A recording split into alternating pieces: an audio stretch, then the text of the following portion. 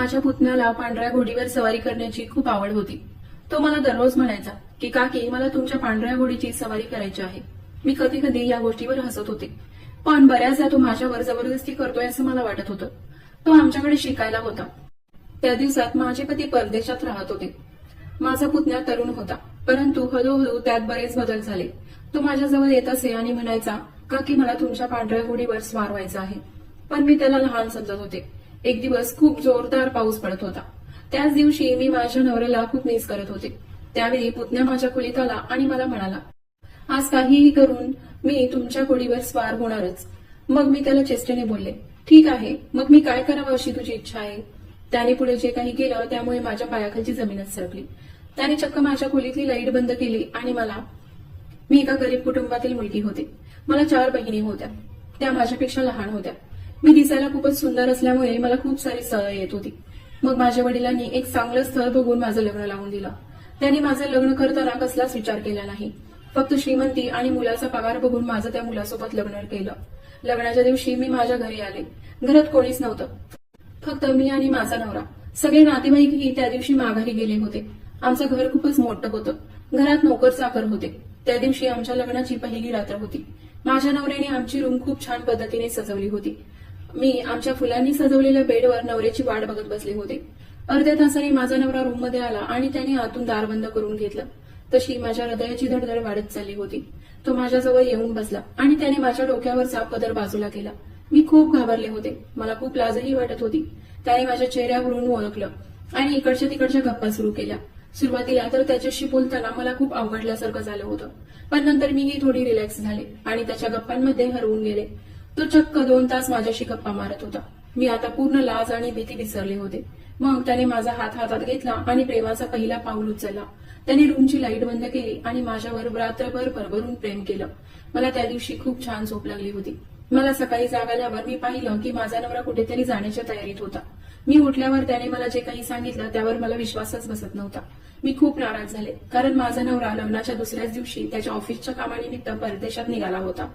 मी त्याला म्हणाले, आपल्या लग्नाला अजून 1 दिवस झाला नाही आणि तुम्ही लगेच मला सोडून एवढ्या लांब निघालात.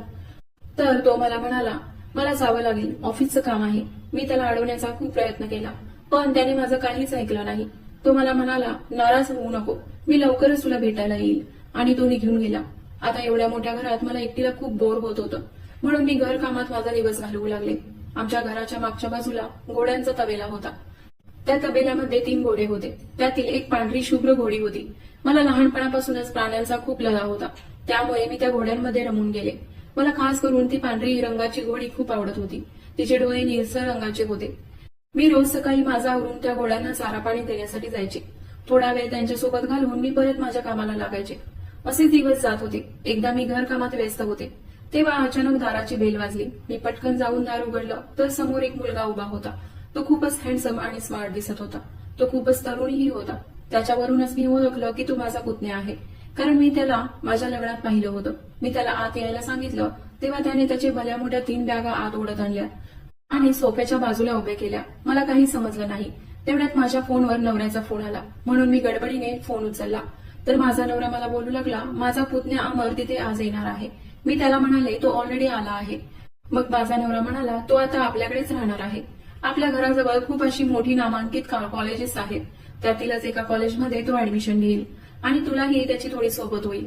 मी फक्त माझ्या नवऱ्याचं बोलणं ऐकत होते. माझ्या मनातील गोष्ट त्याला सांगूही शकत नव्हते. माझ्या नवऱ्याला हे कळत नव्हतं की मला त्याचा पुतण्या नाही तर तो हवा आहे. पण मी नवीन नवरी असल्यामुळे जास्त काही बोलू शकत नव्हते. मी माझ्या नवऱ्याचा फोन ठेवून दिला आणि माझ्या पुतण्याला त्याची खोली दाखवण्यासाठी गेले. माझ्या खोलीपासून 2-3 खोल्या सोडून त्याला एक खोली दिली. त्याला ती खोली खूपच आवडली. तो म्हणाला, काकी, रूम खूपच छान आहे, अगदी तुमच्यासारखी. तो असं बोलल्यावर मला त्याचं खूपच आश्चर्य वाटलं, पण तो पुढे बोलूच लागला. म्हणाला, काकी, तुम्ही खूपच सुंदर आहात. मी तुम्हाला जेव्हा तुमच्या लग्नात पाहिलं होतं तेव्हा मी तुमच्या प्रेमातच पडलो होतो. मी घरातल्या घरात हसले आणि त्याला म्हणाले, हो, पण मी तुझी काकी आहे हे देखील विसरू नको. तोही हसायला लागला आणि म्हणाला, हो काकी. मी त्याला म्हणाले, तू फ्रेश होऊन घे, तोपर्यंत मी तुझ्यासाठी नाश्ता बनवते. तो फ्रेश होण्यासाठी रूममध्ये गेला. तोपर्यंत मी त्याच्यासाठी नाश्ता बनवला आणि आम्ही दोघांनी नाश्ता केला. नाश्ता केल्यानंतर तो घराच्या आजूबाजूला बघत होता. तेव्हा त्याला तो घोड्यांचा तबेला दिसला. त्यालाही घोडे खूप आवडत होते. तो लगेच मला घेऊन तिथे गेला आणि म्हणाला, काकी मला घोड्यांची सवारी करायला खूप आवडतं. खास करून ही तुमची पांढरी घोडी आहे तिची सवारी करायला मला खूप आवडेल. ती खूपच आकर्षक आहे, अगदी तुमच्यासारखीच. तेव्हा मी त्याच्याकडे पाहिलं तर तो माझ्याकडे तिरक्या आणि घाणेरड्या नजरेने बघत होता. पण मी त्याला लहान समजून चेष्टेत म्हणाले, चालेल, मी कधीतरी नक्कीच तुला घोडीची सवारी करेन.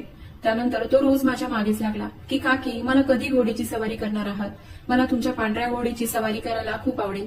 तुम्ही कधी मला पांढऱ्या घोडीची सवारी करणार आहात. पण मी त्याचं बोलणं चेष्टेने घेत होते. एकदा अमर मला म्हणाला, मी आज ऍडमिशन घेण्यासाठी कॉलेजमध्ये जाणार आहे. दुपारी उशिरा घरी येईल. त्याला मी ठीक आहे असं म्हणाले. घरातली सगळी कामं झाल्यानंतर मी थकून दुपारी थोडी विश्रांती करण्यासाठी रूममध्ये झोपले होते. तेवढ्यात मला कोणीतरी जवळ आल्याचा भास झाला, म्हणून मी दचकून उठले आणि मागे वळून पाहिलं तर चक्क अमर माझ्या बाजूला उभा होता आणि तो माझ्या उघड्या कमरेकडे बघत होता. मी त्याला म्हणाले, काय काम होतं. तेव्हा तो मला म्हणाला, काकी मला चहा करून द्या ना, मला गरम गरम काहीतरी हवं आहे. त्यावेळी तो माझ्या सगळ्या शरीराकडे निरखून बघत होता. मी त्याला म्हणाले, ठीक आहे, मी तुला चहा बनवून देते. आणि त्याला चहा बनवून दिला. तो रोज माझ्यासोबत घोड्यांना चारा पाणी देण्यासाठी येत होता. त्यावेळी मला तेच बोलत होता की तुम्ही कधी मला पांढऱ्या घोडीची सवारी करणार आहात. पण मी शांत बसत होते आणि त्याच्या होला हो देत होते. एकदा अमर मला म्हणाला, मी आज माझ्या मित्रासोबत बाहेर जाणार आहे.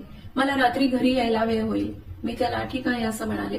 रात्री सगळी कामं झाल्यानंतर माझ्या रूममध्ये जाऊन झोपले होते. अमर अजून आलाच नव्हता. बेडवर पडल्या पडल्या मला कधी झोप लागली समजलंच नाही. मध्यरात्री मला कुठल्या तरी आवाजाने जाग आली. तो आवाज ऐकून मला कसं तरी होत होतं. मी इकडे तिकडे बघितलं तर तो आवाज मला खिडकीच्या बाहेर येऊन येत होता. मी घाबरले आणि तोंडावर पांघरून घेऊन पडून राहिले. मग दुसऱ्या दिवशी सकाळी नाश्ता करताना मी अमरला विचारलं, तू रात्री कधी आलास. तेव्हा तो म्हणाला, मी रात्री 12 नंतर घरी आलो. तेव्हा तुम्ही गाढ झोपला होता म्हणून मी तुम्हाला उठवलं नाही. त्या दिवशी देखील मला रात्री तो आवाज आला. पण मला आज बघायचं होतं की तो आवाज नेमका कुठून येतोय. म्हणून मी दार उघडून बाहेर आले तर मला अमरच्या खोलीतून तो आवाज येत होता. मी थोडे पुढे गेले आणि त्याच्या खोलीत वाकून बघितलं तर तो मोबाईलमध्ये काहीतरी बघत विचित्र चाळे करत होता. माझ्या अंगावर सरसरून काटा आला आणि मी धावतच माझ्या रूममध्ये गेले आणि दार बंद करून घेतलं. मी आता हे माझ्या नवऱ्याला सांगायचं ठरवलं होतं, पण मी सांगू शकत नव्हते. कारण एक तर लग्न झाल्यापासून माझा नवरा माझ्याजवळ राहत नव्हता आणि ही गोष्ट मी जर त्याला सांगितली तर तो माझ्या गोष्टीवर विश्वास ठेवणार नव्हता. कारण अमर एक लहान मुलगा होता. मी त्या दिवशी अमरच्या रूममध्ये गेले तेव्हा तो मोबाईलमध्ये कसला तरी व्हिडिओ बघत होता. मी खोलीत गेल्यावर मला बघून त्याच्या चेहऱ्यावरचा रंग सुडाला होता आणि तो घाबरलाही होता आणि त्याने त्याचा मोबाईल गादीखाली सरकवला. मी त्याच्या त्या गोष्टीकडे दुर्लक्ष केलं आणि खोलीतून बाहेर आले. मला आता तो रात्रीचा येणारा आवाज आणि अमर त्याच्या मोबाईलमध्ये बघत असणारा व्हिडिओ या दोन्हीचे आवाज एकसारखेच वाटत होते. पावसाळ्याचे दिवस होते त्यामुळे बाहेर खूप पाऊस होता. त्या दिवशी अमर घरातच होता. दुपारचं जेवण झाल्यानंतर आम्ही दोघेही आपापल्या रूममध्ये आराम करण्यासाठी गेलो होतो. तेवढ्यात मला अमरच्या खोलीमधून तोच आवाज येऊ लागला, ज्या आवाजाने मला कसं तरी होत होतं. मग मी त्याच्या रूममध्ये गेले आणि त्याला म्हणाले, अमर, हा कसला आवाज येतोय, बघू मला तुझा मोबाईल दे. काय बघतोय तुझ्या मोबाईलमध्ये. तेव्हा तो जरा लाजला, पण मी त्याच्या हातातून मोबाईल हिसकावून घेतला आणि बघितलं तर माझी मलाच लाज वाटू लागली, कारण तो घोड्यांची व्हिडिओ बघत होता. मी त्याला विचारलं, अमर, हे काय आहे. तर तो म्हणाला, काकी, मी तुमच्या किती दिवस मागे लागलो आहे की मला पांढऱ्या घोडीची सवारी करायची आहे, पण तुम्ही मला करूनच देत नाही. म्हणून मी विचार केला की आपणच मोबाईलवरती व्हिडिओ बघून घोड्यांची सवारी कसे करतात ते शिकायचं. मला घोड्यांवर सवारी करायला खूप आवडतं. माझ्या लहानपणीही आमच्या घरात घोडे होते. मी त्यावर सवारीही करायचो. पण एक दिवस मी सवारी करत असताना पडलो आणि माझा पाय फ्रॅक्चर झाला. त्या दिवसापासून माझ्या आजोबांनी मला घोड्यांची सवारी करण्यापासून मनाई केली होती. पण आता मी मोठा झालो आहे आणि मला आता घोड्यांची सवारी करायची आहे. खास करून मला त्या पांढऱ्या घोडीची सवारी करायची आहे. हे ऐकल्यावर मी मनात स्वतःलाच दोष देत राहिले. मी म्हणाले, जर मी अमरबद्दल चुकीचं माझ्या नवऱ्याला बोलले असते तर किती मोठा अनर्थ झाला असता.